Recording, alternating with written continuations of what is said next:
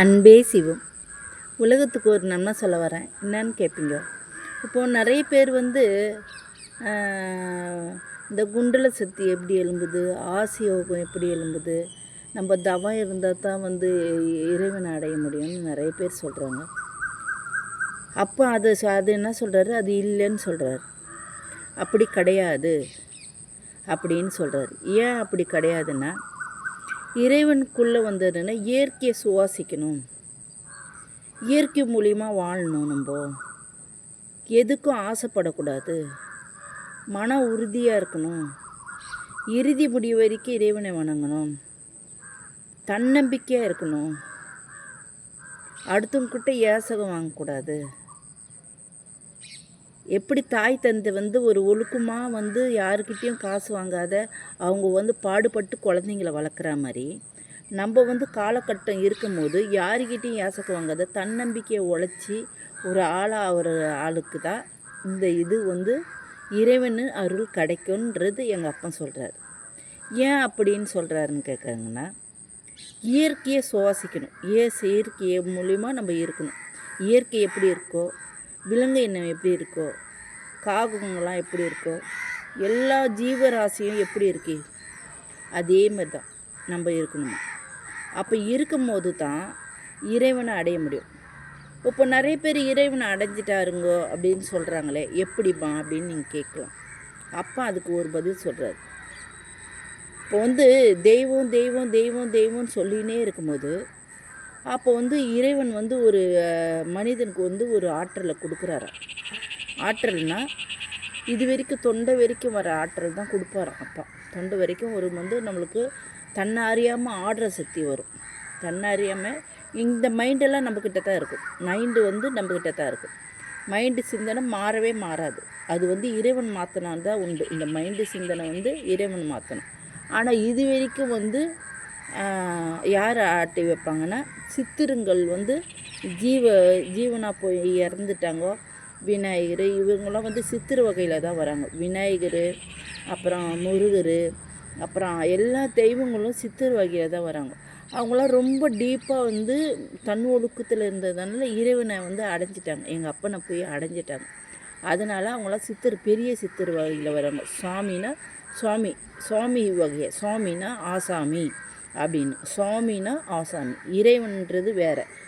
சுவாமின்னா ஆசாமி வகையில் நம்மளுக்கு நல்லது உலகத்துக்கு செய்யறதுக்கு அவங்களாம் வந்தவங்க. அந்த மாதிரி தான் அவங்களாம் சுவாமிகள். அப்போ சுவாமிகள் இருக்கும்போது சுவாமிகள்லாம் நம்மளுக்கு நல்லது கெட்டது அவங்க பார்த்துக்கினே தான் இருப்பாங்க. இப்போ நம்மளுக்கு கவர்மெண்ட்டில் ஒரு நம்ம மக்கள்லாம் சேர்ந்து ஒரு ஓட்டு போடுறோம். ஓட்டு போட்டோன்னா கவர்மெண்ட்டில் ஒரு ஆட்சிக்கு ஒருத்தர் வந்துடுறார். வந்தவுடனே என்ன பண்ணுவார், நம்மளை காவல் காக்கிறதுக்கு, மனிதனை காவல் காக்கிறதுக்கு, தப்பு ரைட்டு பார்க்கறதுக்கு எவ்வளோ பேரை போட்டிருக்கிறாரு. இப்படி செஞ்சால் இது அந்த மாதிரி தான் நம்மளுக்கு சுவாமிகளை நிறைய போட்டிருக்காரு அப்பா. அவங்க உணர்ந்தது, அதெல்லாம் வலியை உணர்ந்துருக்காங்க. அவங்க வலியை பயங்கரமாக உணர்ந்து அவங்க இறைவனை அடைஞ்சிருக்கிறாங்க. அவங்களாம் சுவாமிகள் ஆயிடுறாங்க. சுவாமிங்கன்னா நம்ம வாழ்கிற சாமிகள். அவங்களுக்கு பெரிய ஆற்றலாம் இறைவன் கொடுத்துருக்கிறார். அவங்கள இந்த உலகையே உலகன்றது எல்லாரையும் காப்பாற்றுற வல்லமையை கொடுத்து வச்சுருக்கிறார். அப்போ இருக்கும்போது இந்த சுவாமிகள்லாம் முதல்ல உப்பு ஜீவன் ஜீவ சமாதின்னு சொல்லுவாங்க. ஜீவ சமாதினா உப்பு வாழ்ந்த ஜீவனுங்க. முதல்ல இருந்ததெல்லாம் சாமிகள் ஆகிட்டாங்க. உப்பு இருக்கிறவங்களாம் ஜீவனுங்கள் ஆகிட்டாங்க. ஜீவ சமாதி. உப்பு இருக்கிறவங்களாம் ஜீவ சமாதி ஆகிட்டாங்க. அப்போ இருந்தவங்களாம் சுவாமிகளாக மாறிட்டாங்க. சுவாமின்னா அந்த காலங்கட்டம் வேறு, உப்பு இருக்கிற காலகட்டம் வேறு. அதனால் சுவாமிகளாக மாறிட்டாங்க. உப்பு இருக்கிறவங்களாம் ஜீவ சமாதி ஆகிட்டாங்க. நடுப்புற வந்தவங்க சித்தர்களாக மாறிட்டாங்க. சித்தர்கள் முதல்ல சுவாமிகள், அப்புறமேட்டு சித்தர்கள், அப்புறமேட்டு ஜீவ சமாதிகள். இப்போ காலத்துக்கு ஏற்ற மாதிரி மாறிட்டு இருக்காங்க. அப்போ மாறி இருக்கும்போது அந்தந்த காலகட்டங்கள் ஆனால் இருக்கிறாங்க. சாமிகள் இறைவன் உலகத்தில் இருக்கிறாங்க. ஆனால் ஒரு படிப்படியாக இப்போ கவர்மெண்ட்டில் இது கூட பாருங்க, மக்கள்கிட்ட பாரதியார் இந்த மாதிரி நிறைய பேர் நம்மளுக்கு நல்வொழுக்கத்தை சொல்லியிருப்பாங்க. திருவள்ளூர் இந்த மாதிரி சொல்லும்போது நல்லொழுக்கத்தில் அவங்க அப்படியே படிப்படியாக வர்றாங்க பாரு. அதே மாதிரி தான் உலகத்தில் இதெல்லாம் நடக்கும். இப்போ நடக்கும்போது நம்ம இயற்கையாக வந்து அந்தந்த காலகட்டத்துக்கு ஏற்ற மாதிரி இறைவன் வந்து நம்மளுக்கு அருள் தராரு. அப்போ தரும்போது இதை ஏமாத்துறது வந்து நிறைய வகையே இருக்குது. இறைவனை வந்து அவங்கக்கிட்ட கேட்க வேண்டிய அவசியம் இல்லை. நம்மளா தாய்மை உண்டு கொண்டு நம்ம இறைவனை உணர்றது தான் இறைவன் சொல்கிறது அப்பா. இல்லைன்னா வந்து நம்மளுக்கு உணரவே முடியாது. இது வரைக்கும் வரும், ஆனால் வந்து இறைவன் வர மாட்டார். சித்தர் வந்து உங்களை செக் பண்ண வருவார். சித்தர் வந்து செக் பண்ணுறாரு முதல்ல. சித்தரை நம்ம உடம்புக்குள்ளே பூந்து, நான் பல வாட்டி சொல்லியிருக்கேன், சித்தர் தான் முதல்ல வருவார் நம்மளுக்குள்ளே. சித்தர் வந்து செக் பண்ணுவார். எப்படி செக் பண்ணுறாருன்னா, இது வரைக்கும் வருவார், தொண்டை வரைக்கும் வந்து நம்மளை செக் பண்ணுவார். அப்புறம் தான் இறைவன் ஆற்றல் இறைவனே தான் கொடுப்பார். இயற்கை தான் கொடுக்கும் நம்மளுக்கு. இயற்கைன்னா இறைவன் வந்து இயற்கை மூலியமாக தான் இருக்கிறாரு. இறைவன் தான் கொடுப்பார். அதனால் இது வரைக்கும் வர்றதெல்லாம் சித்தர் தான் செக் பண்ணுறாங்க. இறைவன் வரவே மாட்டார் நம்மளுக்குள்ளே. இறைவன் செக் பண்ண சொல்லியிருக்கிறார். இவங்க வந்து நல்லவங்களா கெட்டவங்களா பாருங்க. இவங்க கைக்கு நீட்டி காசு வாங்கிட்டாங்கன்னா அவங்க வந்து அவங்களுக்கு பணத்தை கொடுத்து இதோடு தெரிச்சிடுங்க. அதோடு வந்து இறைவன் ஆற்றல் அவங்களுக்கு கிடையாதுன்ட்டு அமுச்சு விட்ருவாரு. பணங்க வந்து உனக்கு பணத்துக்கோசம் தானே நீ வந்த உலகத்துக்கு, உனக்கு எவ்வளோ பணம் வேணுமோ அந்த பணத்துலேயே நிறைஞ்சு போயிடு நீ அப்படின்னு பணத்தை கொடுங்க. பணத்தை கொடுக்கும்போது அவங்களுக்கே வந்து ஒரு காலகட்டத்தில் புரிஞ்சிடும் அது இறைவன் ஆற்றல்னால் என்னான்னு தப்பாக புரிஞ்சிடுது அவங்களுக்கு. அவங்களுக்கு வந்து குண்டல சக்தி எழும்புறது வந்து பெண்கள்கிட்ட தான் இருக்குது. பெண்கள் ஆண்கள் 2 பேரும் ஒன்றா சேர்ந்தால் குண்டல சக்தி எழும்பிடுன்ட்டு நிறைய சாமியார்கள் வந்து அதை வந்து பயன்படுத்தியிருக்காங்க. ஆனால் வந்து அதில் எழும்பாதுன்னு அவங்களுக்கு தெரியாது. அவங்களுக்கு தெரியாத அவங்க தப்பு பண்ணிட்டுருக்காங்க.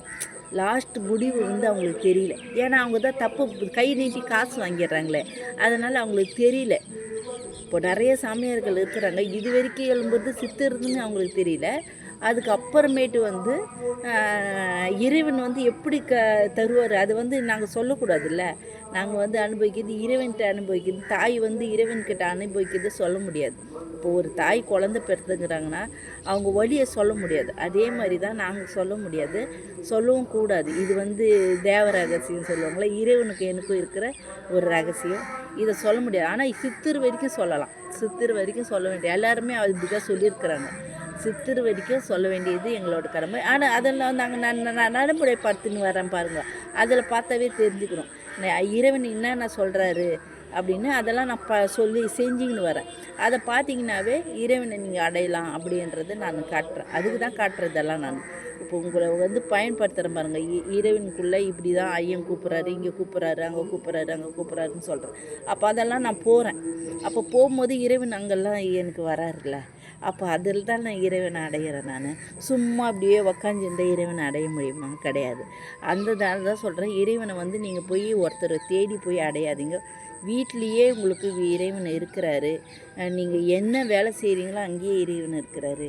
நீங்கள் நல்லதை செய்தீங்கன்னா அங்கேயே இறைவன் இருக்கிறாரு. இறைவன் இருக்காத இடமே கிடையாது.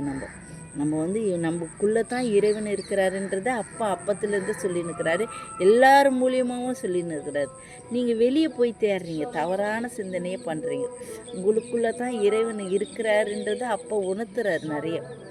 அதை வந்து நீங்கள் பயன்படுத்திக்கோ. இறைவன் உங்களுக்குள்ளே தான் இருக்கிறாரு. வேறு எங்கேயும் வெளியே தேடாதீங்க இறைவனை. இறைவன் நீங்கள் தான். இறைவன் ஒளியானால் நீங்கள் தான் வழி. யார்? இறைவன் ஒளியானால் நீங்கள் தான் வழி. அப்போ வந்து மனிதன் தான் வழி. மனிதனால் எதுவுனாலும் சாதிக்க முடியுன்றது தானே வழி. அப்போ வந்து அவங்க ஏமாற்றி அவங்க சாதனை பண்ணிக்கிறாங்க. உங்களை வந்து குழந்தை உள்ள கொண்ட ஒரு மனிதனை அவங்க வந்து கூப்பிட்டு அவங்க பயன்படுத்திக்கிறாங்க. உங்களை பயன்படுத்திக்கிறாங்க. அப்போ பயன்படுத்திக்கிற மாதிரி இப்போ வந்து அரசியல்வாதிகளும் சரி, ஆன்மீகவாதியும் சரி, இந்த மக்களை வந்து ஒரு குழந்தை உள்ள இந்த மக்களை வந்து பயன்படுத்திக்கிறாங்க.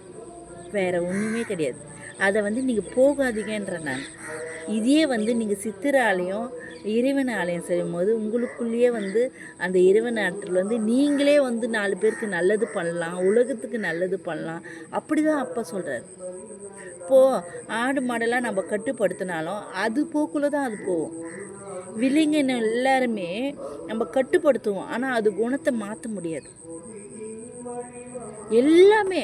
இப்போ ஒரு நம்ம இடத்த வாங்கி போடுறோம், நம்ம இடம் சுத்தம் பண்ணி வைப்போம், செதுக்கி விடுவோம். ஆனால் ஆக்கிரமிக்குது யாருதுன்னா செடி கொடி தான் ஆக்கிரமிக்குது திரும்ப. இப்போ வந்து நம்ம வந்து அந்த இடத்த வாங்கிறோம், நம்ம தான் வாங்குகிறோம் அந்த இடத்த.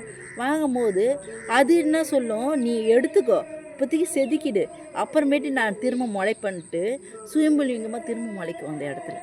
திரும்ப நீ அழிப்ப, திரும்ப முளைக்கும். அதுதான் அந்த இயற்கையோட சத்து. அதே மாதிரி தான் ஆடு மாடுங்களும் வந்து அது குணத்தை மாற்றிக்காது. என்னதான் நீ இது பண்ணாலும், அன்பு செலுத்தினாலும் அது குணத்தை மாற்றிக்காது. மனிதனை மட்டும் தான் குணத்தை மாற்றுற. அது வந்து குழந்தையா இருக்கு, மனிதன் வந்து ஒரு குழந்தையா இருக்கிறதுனால அப்படியே மாற்றிடுறாங்க. மனிதன் வந்து ஒரு குழந்தை உள்ளம் கொண்ட மனிதன். அதனால் வந்து மற்ற சாமியாருங்கள்லாம் மாற்றிடுறாங்க. உள்ளே வந்து குழந்தை உள்ளம் இருக்குது, அதனால் மாற்றிடுறாங்க. அதனால தான் நீங்கள் சித்திரை ஆலயம் போங்க, இறைவன் ஆலயம் போங்கன்னு நான் சொல்கிறேன்.